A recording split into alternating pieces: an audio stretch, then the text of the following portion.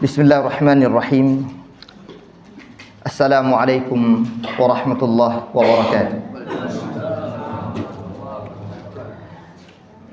Innal hamdalillah nahmaduhu wa nasta'inuhu wa nastaghfiruh wa na'udzu billahi min shururi anfusina wa min sayyiati a'malina. May yahdihillahu fala mudilla lahu wa may yudlil fala hadiya lahu. Wa asyhadu an la ilaha illallah wahdahu la syarika lahu. Wa asyhadu anna Muhammadan 'abduhu wa rasuluh alladzi la nabiyya wa la rasula ba'dah. Ya ayyuhalladzina amanu taqullaha haqqa tuqatih wa la tamutunna illa wa antum muslimuna amma ba'd. Ma'asyiral muslimin wal muslimat rahimani rahimakumullah. Alhamdulillah, pada kesempatan malam hari ini Allah mempertemukan kita di masjid ini untuk sama-sama menunaikan aktivitas ibadah kita, baik ibadah wajibah maupun ibadah nafilah. Salat maghrib yang baru saja kita tunaikan plus dengan ba'diyahnya, serta melaksanakan zikir. Mudah-mudahan Allah Subhanahu wa taala menerima seluruh amal ibadah kita dan kelak di hari akhir kita meraih pahala dan ganjaran di sisinya. Amin ya rabbal alamin. Salawat beriring salam semoga senantiasa tercurah kepada Nabi kita Nabi Muhammad sallallahu alaihi wasallam, kepada keluarganya, para sahabatnya, para tabi'in, atba' tabi'in, dan setiap orang yang mengikuti beliau, termasuk kita yang hadir hari ini. Semoga diberikan kemudahan oleh Allah Subhanahu wa taala untuk taat dan beribadah kepada Allah sesuai dengan petunjuk nabinya Muhammad sallallahu alaihi wasallam. Amin ya rabbal alamin. Para jamaah yang Allah Subhanahu wa taala muliakan, pada kesempatan malam hari ini, terlebih kita berada di bulan haram, di bulan Zulhijjah, dan kita masih berada di awal-awal. Terlepas dari sisi pandangan yang berbeda-beda antara penduduk kita di Indonesia, yang hari ini, malam ini sudah masuk tanggal 3 di Indonesia khususnya, berdasarkan ru'yat hilal yang ditetapkan oleh pemerintah Indonesia, maka mulai malam ini sudah masuk malam ketiga. Tapi di wilayah lain di antaranya Jazirah Arab sudah masuk malam keempat. Nanti mereka masuk malam, sudah malam keempat. Para jamaah Allah Subhanahu wa taala muliakan, karenanya pada kesempatan yang sangat singkat ini insyaallah kita akan sama-sama belajar tentang fikih kurban, maka serba-serbi kurban. Pertama, jika berbicara masalah kurban, para ulama kita menjelaskan apa yang dimaksud dengan kurban, yang berasal dari bahasa Arab udhiyah, dari kata dhaha yudhahi, yang maknanya mengorbankan sesuatu. Jangankan orang-orang hari ini, dari masa ke masa, dari para nabi, para rasul turun-temurun itu sudah ada. Terus berkesinambungan, berkorban untuk dan karena Allah Subhanahu wa taala. Mempersembahkan sesuatu untuk Allah, itu namanya kurban. Adapun yang dimaksud dengan sisi syariat, dari sisi istilah syar'i, yaitu ma yuzakka taqarruban ilallahi ta'ala, yaitu hewan-hewan yang disembelihkan fi ayyamin ma'dudat, pada hari-hari yang sudah ditentukan, sebagai bentuk untuk mendekatkan diri kepada Allah Subhanahu wa taala, bisyarait makhsusah, dengan syarat-syarat yang khusus.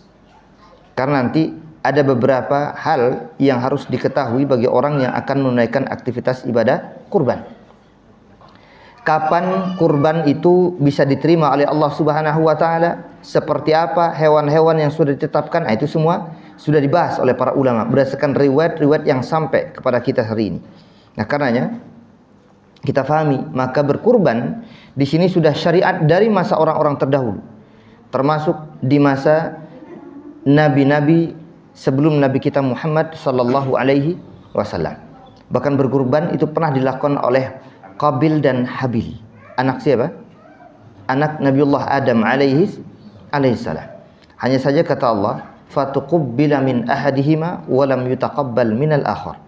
Yang satu kurbannya diterima, yang lain ditolak. Kenapa? Karena yang buruk, yang jelek, yang aib, yang ada cacat, yang dikurbankan untuk Allah. Padahal Allah juga sejatinya nggak butuh dengan perkara-perkara ini. Tapi untuk menunjukkan sampai di mana tuh orang mau dan bisa berkurban untuk Allah Subhanahu wa ta'ala. Padahal Allah nggak butuh. Jadi ini ujian bagi seluruh umat manusia, khususnya orang-orang yang beriman kepada Allah Subhanahu wa ta'ala. Dari masa dahulu, bagaimana mereka diuji oleh Allah, termasuk Qabil dan Habil. Yang satu mengorbankan yang nggak baik, yang buruk-buruk, hasil panen yang jelek dikurbankan. Sementara yang diharapkan dari kurban itu adalah yang terbaik, bukan yang terburuk. Maka Qabil tidak diterima kurbannya, Habil diterima oleh Allah Subhanahu wa ta'ala kurban. Dari dulu Pak, pertama yang dikurbankan diantaranya adalah hewan. Dan hewan disebut yang di situ adalah kabsh, domba. Nabiullah Ibrahim alaihissalam pun juga demikian. Ketika Allah Subhanahu wa ta'ala perintahkan kepada Nabiullah Ibrahim alaihissalam untuk menyembelih anak sematawayangnya kala itu, Nabi Ismail alaihissalam, Allah Subhanahu wa ta'ala ganti menjadi kabsh, lagi-lagi domba. Ini hewan-hewan yang dari sini nanti para ulama menjelaskan berarti yang disyariatkan satu di antara 4 hewan itu adalah domba. Hanya khilafnya nanti mana yang lebih utama, itu khilaf di kalangan para ulama. Mana yang lebih utama hewan yang kemudian disembelih, domba, kambing, sapi atau unta. Kalau berbicara 4-4-nya memang disyariatkan, tetapi yang sangat ditekankan dan yang paling diutamakan mana? Maka khilaf muncul di kalangan para ulama. Mayoritas mereka memandang jika dari perorangan yang melakukan pengorbanan pembiayanya pribadi, dia mampu membeli unta, mampu membeli sapi, mampu membeli kambing ataupun domba, mana yang lebih utama? Khilaf. Mayoritas para ulama dari 3 mazhab, di antaranya Imam Malik, Imam Asy-Syafi'i dan Imam Ahmad, lebih cenderung pada pandangan unta lebih utama daripada sapi, sapi lebih utama daripada kambing, dan kambing lebih utama daripada domba. Ini mayoritas para ulama. Kenapa? Melihat pertama ada riwayat. Riwayatnya apa? Rasul sallallahu alaihi wasallam menyebutkan tentang perkara ini, yaitu orang-orang yang datang ke masjid. Datang mana? Ke masjid. Lebih awal. Kapan? Pada hari Jumat. Maka dia akan meraih pahala seperti mendapatkan unta. Ini menunjukkan, kata mereka, berarti unta dikedepankan menjadi prioritas, lebih besar, keutamanya lebih besar. Yang kedua, kalau dia orang datang belakangan, yang kedua, maka seolah-olah dia mendapatkan pahala seperti seekor sapi. Terus begitu. Kemudian kambing ataupun domba, kemudian ayam, kemudian telur dan seterusnya. Dari sini kata mereka, yaitu mayoritas para ulama, berarti unta lebih utama daripada sapi, sapi lebih utama daripada kambing, kambing lebih utama daripada domba. Jadi kan ada 4 di sini. Yang pertama unta, yang kedua sapi dan sejenisnya, yang ketiga kambing, yang keempat domba. Jadi domba terletak di belakang. Ini pandangan jumhur ulama. Kenapa? Contoh hari ini, kalau antum membeli hewan-hewan sembelihan kurban, cuma unta nggak diperjualbelikan di Indonesia ya kan? Karena nggak punya unta kita di sini. Yang ada di Ragunan ya kan? Itu bukan untuk diperjualbelikan, untuk ditunggangin doang, untuk dilihat-lihat ya, sebagai bentuk rekreasi dan pariwisata. Tapi di Jazirah Arab, unta memang diperjualbelikan, jadikan alat tunggangan, dimakan dagingnya dan seterusnya. Maka unta lebih mahal daripada seekor sapi. Karena mahal inilah athman wa as'ar aghla as-si'r. Lebih mahal harganya ketika orang mengeluarkan sebagian hartanya untuk membeli unta, lebih mahal daripada sapi, menunjukkan itulah pengorbanan besar dari seorang hamba. Ini kata para ulama atau jumhur ulama. Tapi mazhab al-Imam Abu Hanifah bertolak belakang dengan pandangan mereka. Imam Abu Hanifah lebih cenderung pada pandangan yang mengatakan domba lebih utama daripada unta, sapi, dan kambing. Apa alasannya? Karena dari masa terdahulu selalu yang dijadikan sebagai korban itu adalah domba. Ini pandangan Al-Imam Abu Hanifah dan orang-orang yang mengikutinya. Wallahu a'lam bishawab. Kita tidak ingin mempertimbangkan mana lebih utama antara kambing, domba, sapi dan onta. Intinya kita hari ini berusaha semampunya dan sebisanya untuk berkurban. Kenapa? Karena khilaf pula di kalangan para ulama tentang hukum berkurban bagi orang yang mampu. Apakah fardu ain ataukah sunnah muakkadah? Ini yang terjadi. Sehingga khilaf di kalangan mereka mana yang lebih kuat. Hukum bagi orang yang mampu untuk membeli seekor kambing, seekor sapi, domba, dan seterusnya untuk berkurban tahun ini, apakah wajib atau hanya sunnah saja? Maka muncullah pandangan sebagian ulama, tadi saya sampaikan, di antaranya Al-Imam Laits bin Sa'ad di Mesir, yang punya pandangan bahwasanya hukum berkurban bagi orang yang mampu untuk membeli seekor hewan, hukumnya wajib fardu ain. Dengan dalil apa? Di antara dalil yang mereka kedepankan, satu di antaranya surah Al-Kautsar ayat yang kedua. Fasalli li rabbika wanhar. Allah Subhanahu wa taala memerintahkan, salatlah engkau karena Tuhanmu dan sembelihlah hewan sembelihan. Kata mereka, al-aslu fil amri al-wujub. Asal setiap perintah yang datang dari syariat, baik Al-Qur'an ataupun hadis-hadis Nabi sallallahu alaihi wasallam, hukumnya wajib. Ini ditinjau dari sisi usul fikih. Maka setiap perintah datang dari Allah, datang dari nabinya, tidak sunnah, hukumnya asalnya wajib. Berarti ini tetap berlaku, hukumnya wajib. Ini pandangan mereka. Yang kedua, muwadzabatun Nabi sallallahu alaihi wasallam ala tadhiyah. Kebiasaan Nabi yang tidak pernah beliau tinggalkan semenjak beliau berada di Madinah. Kata Anas bin Malik radhiyallahu anhu, bahwasanya Rasul enggak pernah tinggalkan untuk berkurban. Setiap tahun kurban, tiap tahun kurban, tiap tahun kurban. Berarti kata mereka, hukum berkurban bagi orang yang punya uang, hukumnya wajib, tidak sunnah. Muncullah pandangan yang kedua, yaitu jumhurul ulama. Dari pandangan ulama-ulama Malikiyah, sebagian Syafi'iyah, termasuk Hanabilah, yang memiliki pandangan hukum orang yang berkurban yang mampu, hukumnya tidak sampai wajib, yaitu sunnah muakkadah. Hukumnya apa? Sunnah muakkadah. Ini kalau kita lihat secara ilmiah, para ulama berdalil dengan banyak dalil. Di antaranya apa? Riwayat Abu Bakar dan Umar, pernah mereka berdua tidak berkurban. Karena kalau ternyata memang berkurban itu wajib, pasti mereka akan menunaikan kurban setiap tahun sebagaimana Rasul sallallahu alaihi wasallam. Bahkan yang lebih besar lagi, riwayat yang secara detail menunjukkan tidak wajibnya kurban, yaitu ungkapan seorang sahabat Abu Mas'ud Al-Ansari radhiyallahu anhu arda. Beliau mengatakan ketika beliau tidak berkurban tahun itu, apa ungkapan beliau? Kata beliau, fadhal. Waalaikumsalam warahmatullahi wabarakatuh. Beliau mengatakan, akhsha, aku khawatir, atau beliau ungkapkan, yadhunnu jirani annahu hatmun alayya. Aku khawatir tetangga menganggap bahwasanya berkurban itu wajib atasku yang mampu dan bisa. Maka sengaja hari ini aku tidak berkurban. Ini perbuatan seorang sahabat. Pahami para jamaah Allah Subhanahu wa taala muliakan. Kita yakini pertama, tidak mungkin seorang sahabat kemudian sengaja meninggalkan perkara yang wajib, nggak mungkin. Ini menunjukkan bahwasanya itu tidak wajib atas kaum muslimin hatta mampu sekalipun, tapi hanya penekanan sunnah muakkadah. Adapun perbuatan Nabi, muwadzabah beliau, kebiasaan beliau yang bahkan tidak pernah beliau tinggalkan, bukan bermakna wajib. Karena tidak semua yang beliau Rasul lakukan dan tidak pernah ditinggalkan hukumnya wajib. Di antaranya salat witir. Salat witir itu pernah enggak Rasul tinggalkan? Enggak pernah, Pak. Rasul enggak pernah meninggalkan salat witir, baik dalam keadaan mukim, bahkan dalam keadaan safar. Jadi salat witir terus. Jadi tidak semua yang Rasul tidak pernah tinggalkan jadi wajib, enggak. Hanya khilafnya di kalangan para ulama, apakah salat witir itu wajib bagi Nabi? Itu khilafnya. Wajib bagi Nabi, sunnah bagi umatnya. Tapi intinya pandangan para ulama, tidak semua yang terus dilakukan oleh Nabi dan tidak pernah ditinggalkan menunjukkan perkaranya wajib, enggak juga.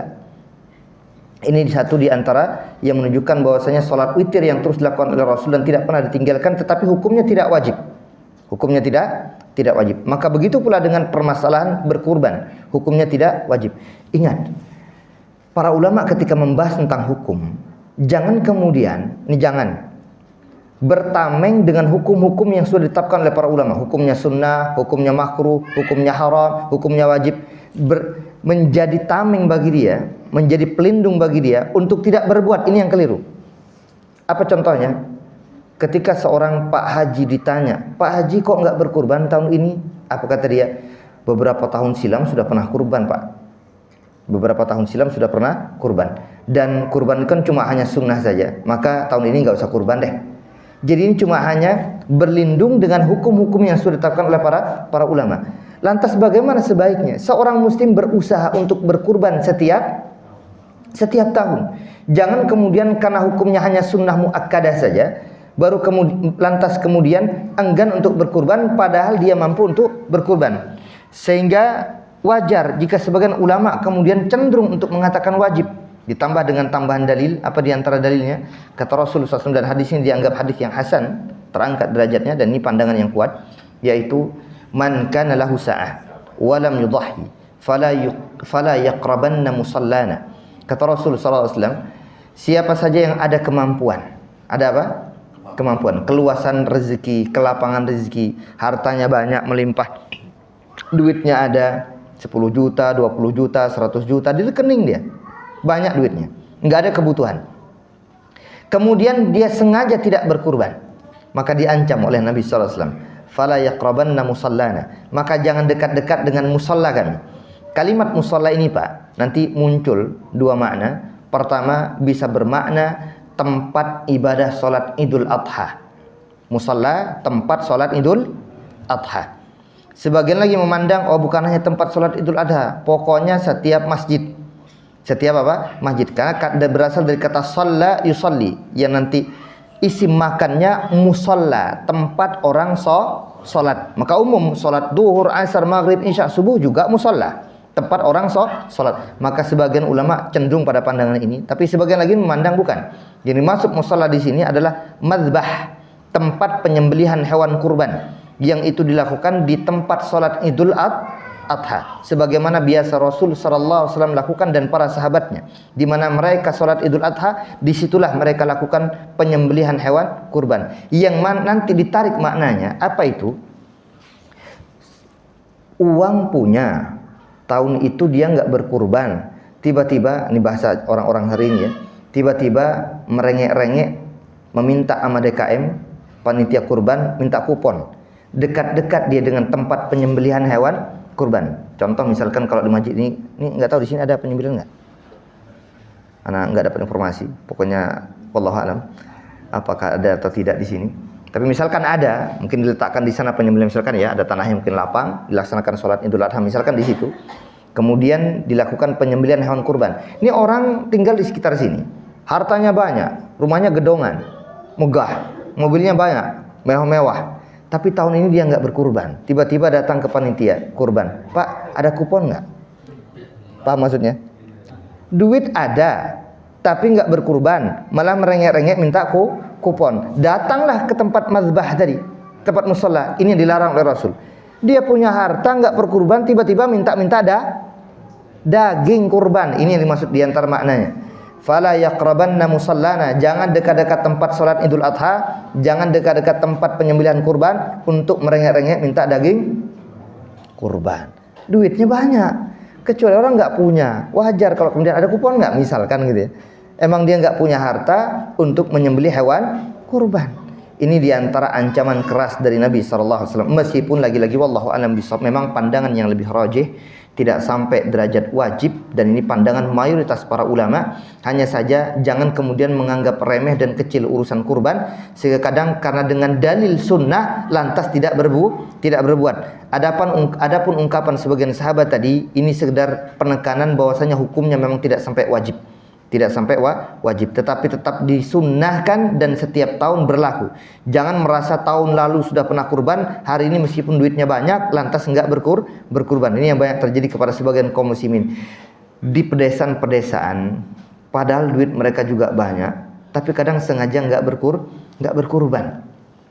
Kalau di perkotaan alhamdulillah banyak orang berkurban, alhamdulillah. Tapi kita lihat di pedesaan hanya segelintir orang berkurban. Ketika ditanya itu alasannya, pertama hukumnya cuma sunnah kata mereka. Cuma apa? Sunnah. Dan punya anggapan sudah pernah melakukan beberapa tahun silam, 20 tahun silam misalkan sudah pernah berkurban, sehingga nggak berkurban lagi. Ini keliru.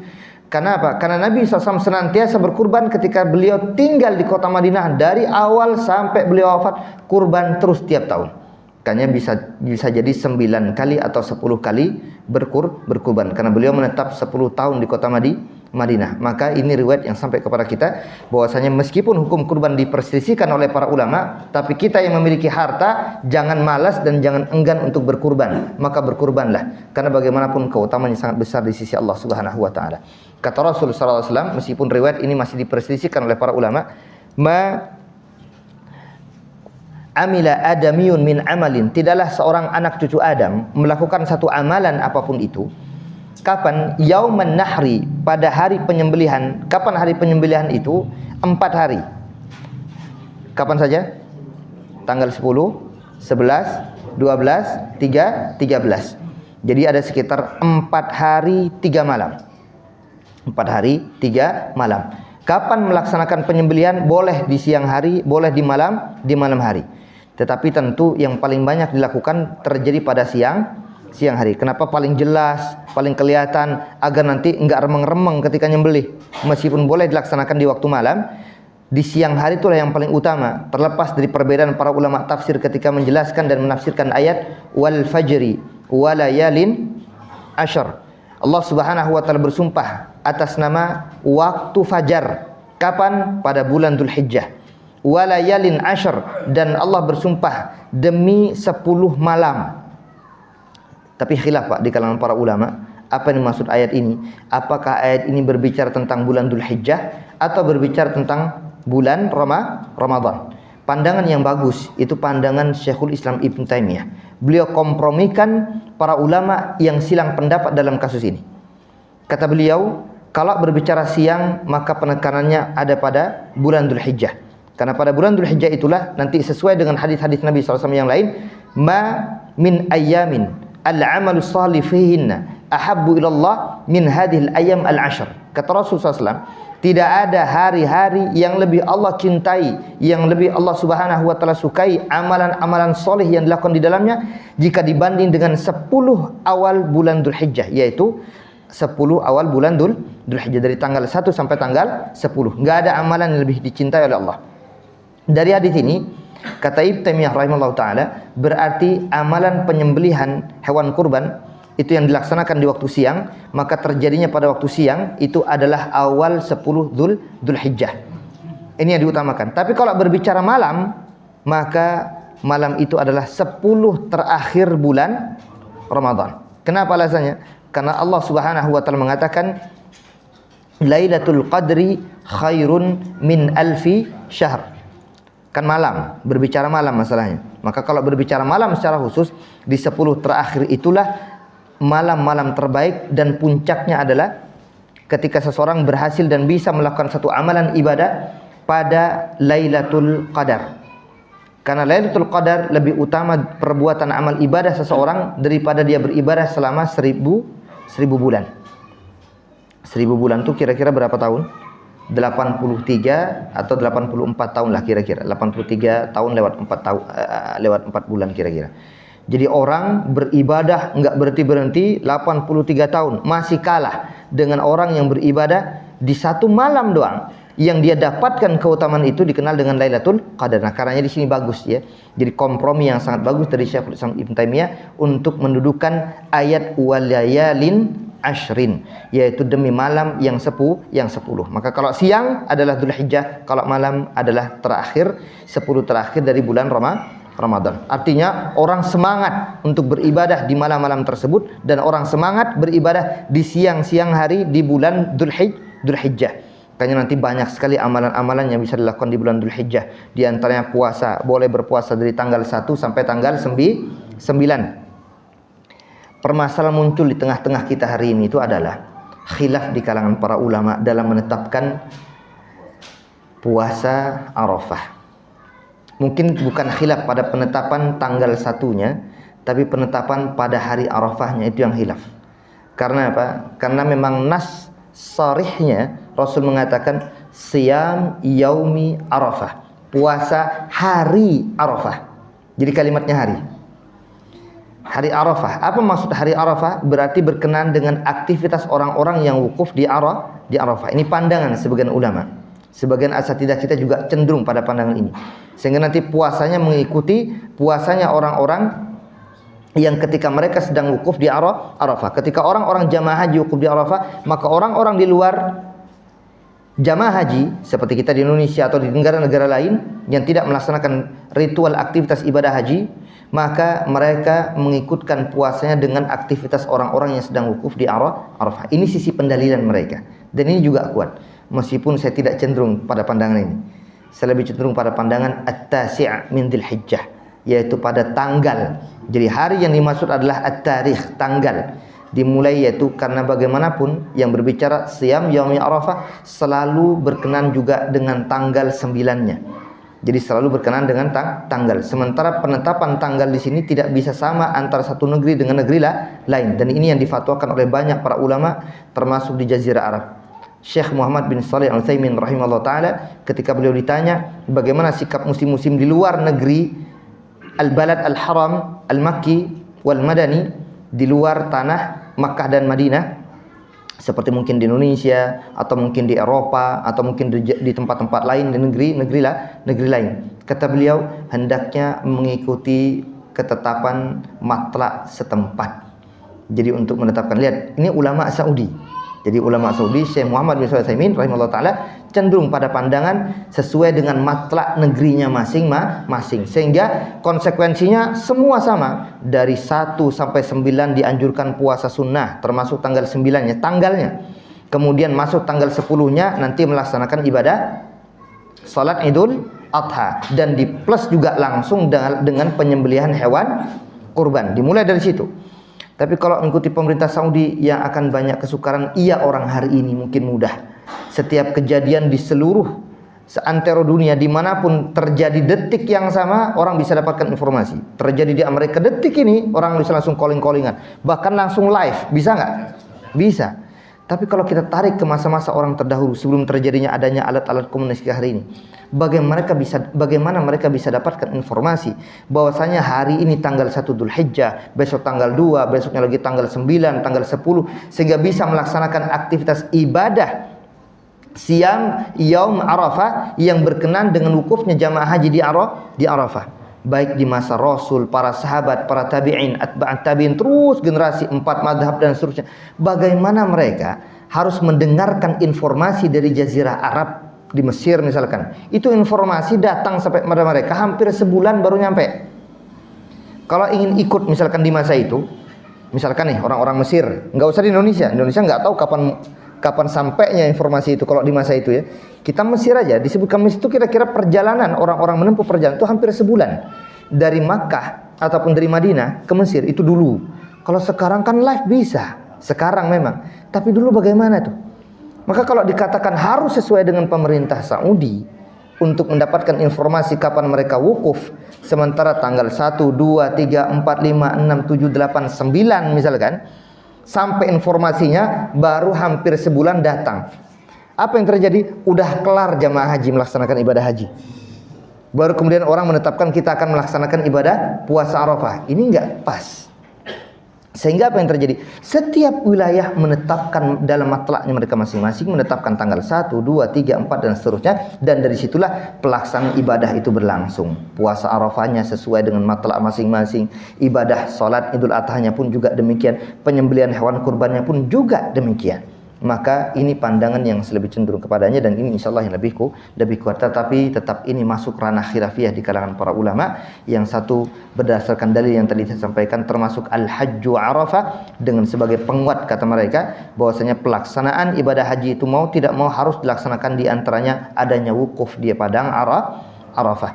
Ini menunjukkan berarti orang harus ikut Arafah. Ini pandangan sebagian ulama termasuk di Indonesia, dan saya tidak sebut, saya kira antum banyak tahu juga Mas ini. Baik. Nah, keutamaan kurban, kata Rasul sallallahu alaihi wasallam, ma'amila adamiyun, tidaklah seorang anak cucu Adam melakukan satu amalan yauman nahar, pada hari penyembelihan, ahab ilallah min ihraqid dam. Tidak ada amalan yang lebih Allah Subhanahu wa taala cintai ketika orang berada pada hari-hari penyembelihan 10, 11, 12, 13 daripada orang melakukan penyembelihan hewan kurban. Jadi menyembelih hewan kurban, menumpahkan darah hewan kurban, ini adalah amalan yang sangat disukai oleh Allah Subhanahu wa taala. Sayangnya memang hadis ini masih diperselisihkan oleh para ulama. Apakah derajatnya kuat, sahih atau tidak? Banyak para ulama yang mengatakan riwayat ini hadis yang dhaif. Tapi juga tidak sedikit yang menganggap hadis ini hasan, yang Jabir terangkat derajatnya dari dhaif menjadi hasan. Itu khilaf di kalangan para ulama. Anggap saja memang tidak kuat, tetapi tentu amalan-amalan yang bisa kita lakukan di antaranya adalah berkurban. Itu adalah amalan yang paling utama. Karenanya Rasul tidak pernah tinggalkan, sehingga bahkan sampai sebagian para ulama mengatakan hukum berkurban itu wajib. Ini dari sisi hukum berkurban dan seseorang apa yang dilakukan ketika masuk pada bulan Dzulhijjah di awal-awal, terlebih di antaranya 10, 11 dan 12 serta 13. Adapun tentang hewan-hewan yang tidak diperkenankan untuk dijadikan hewan sembelihan kurban, yang maknanya ada cacat dan aib yang ada pada hewan tersebut, maka harus diketahui ada 4 yang disebutkan oleh para ulama. Hewan kurban tersebut tidak diterima oleh Allah Subhanahu wa taala. Kapan? Ketika ada 4 cacat yang melekat pada hewan kurban tersebut. Yang pertama yaitu ketika hewan kurban tersebut salah satu matanya picak. Salah satu matanya apa? Tidak bisa melihat. Itu satu. Apalagi kalau dua. Maka yang amya, hewan-hewan kurban yang tidak bisa melihat sama sekali, jelas ini hewan yang dianggap hewan yang cacat, maka tidak sah penyembelihan hewan kurban menggunakan hewan kurban yang cacat matanya. Jadi kalau matanya benar-benar cacat, terlepas cacatnya sempurna seperti dua-duanya atau cuma hanya salah satu matanya saja. Ini yang pertama. Yang kedua yang juga disebut oleh para ulama yaitu al-maridah, al-bayyin maraduha, yaitu hewan yang sakit dan jelas sekali sakitnya.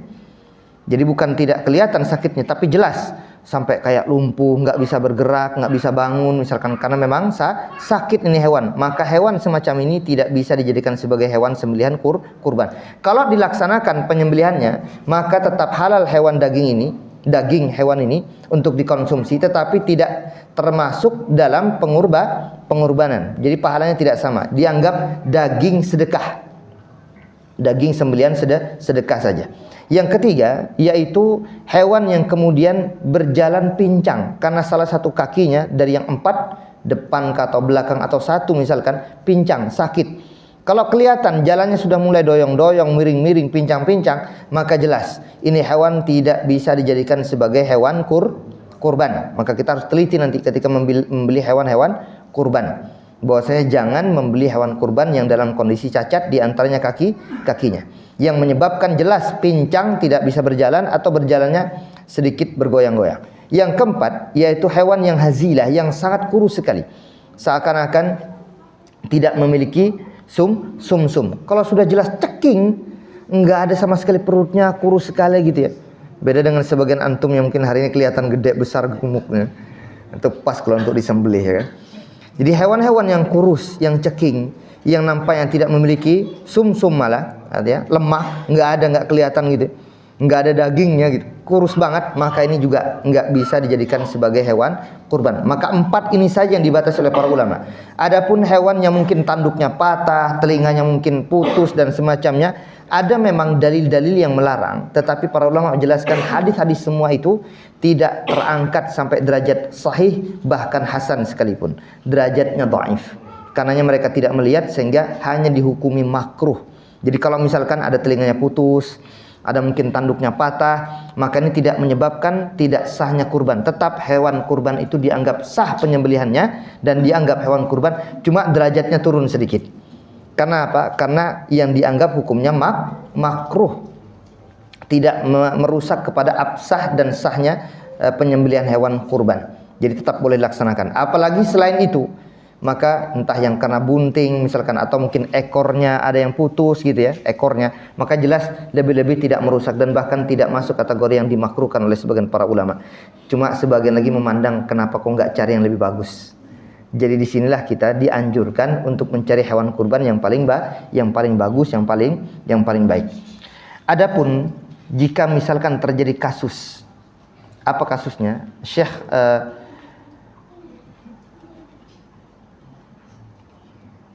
bin Sayyid Salim dalam kitabnya Sahih Fiqh Sunnah menyebutkan, Syekh Abu Malik Kamal bin Sayyid Salim dalam kitab Sahih Fiqh Sunnah menyebutkan, kalau ada kasus dia udah beli hewan kurban itu dari pedagang dengan kondisi normal. Kondisi apa? Normal. Baik-baik saja. Sampai di rumahnya masih baik juga.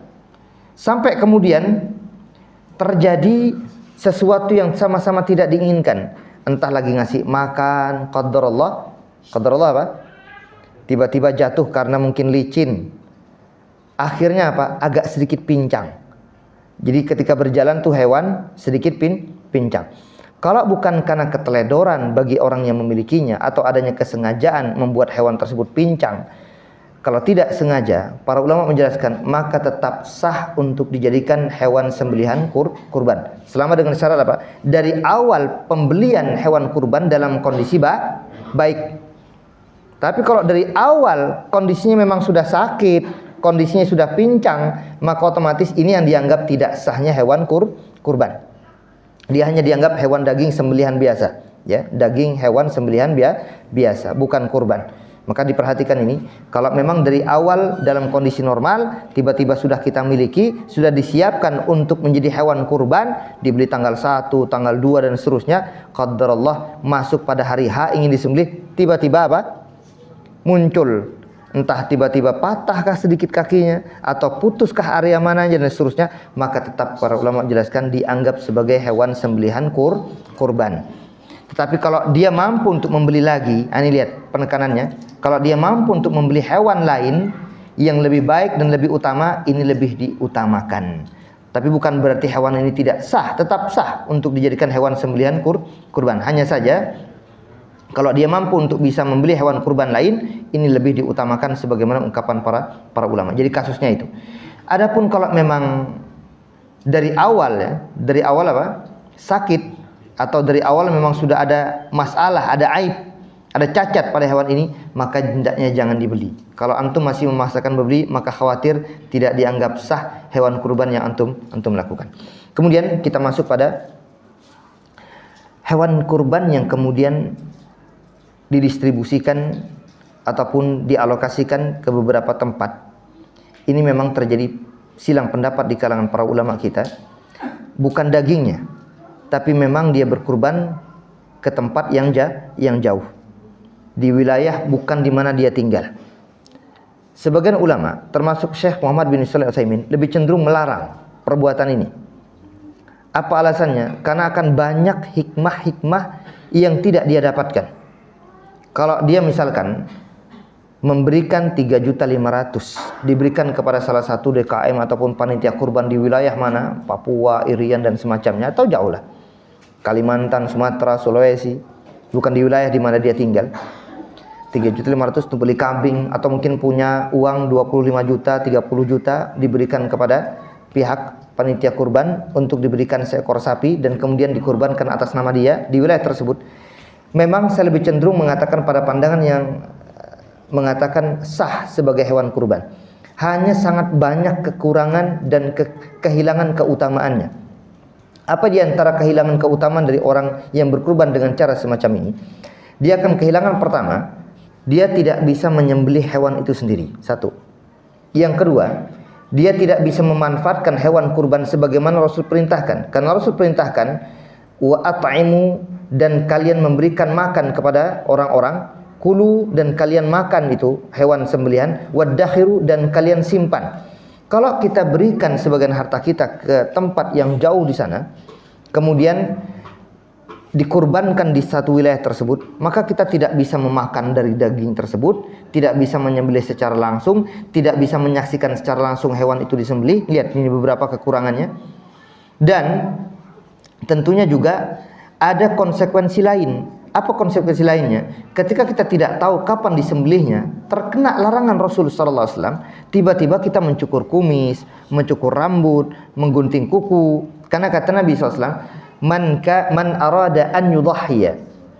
Siapa saja yang ada keinginan untuk melakukan penyembelihan hewan kurban, fa idza uhilla hilalu dzulhijjah, ketika sudah masuk awal bulan Dzulhijjah, fala ya'khudanna min sya'rihi wala min adfarihi syai'a, maka jangan mengambil, bukan dari hewannya ya, dari dirinya. Ini banyak penafsiran ataupun salah menerjemahkan, karena kalimat ini maknanya orangnya, bukan hewannya, bukan kuku dari hewannya, bukan rambut dan bulu dari hewan yang akan disembelih, tapi dari orang yang akan melakukan kurban. Jangan diambil dari kukunya hatta yudhhiya, sampai dia menyembelih kurban. Ingat, bukan tanggal sampai masuk tanggal 10 kan Ustaz udah melaksanakan sholat Idul Adha, bukan, hatta yudhhiya, sampai terjadi penyembelihan hewan kurbannya disembelih baru aman. Silakan potong kuku.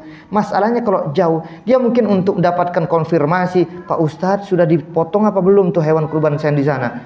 Itu kadang nggak dapatkan info, sehingga tiba-tiba main potong kumis, main potong rambut dan seterusnya, kena pelanggaran. Meskipun memang pelanggaran ini tidak ada damnya, tidak ada fidyahnya, tidak ada penggantinya, nggak perlu ada ganti. Cuma itu dianggap melanggar syariat.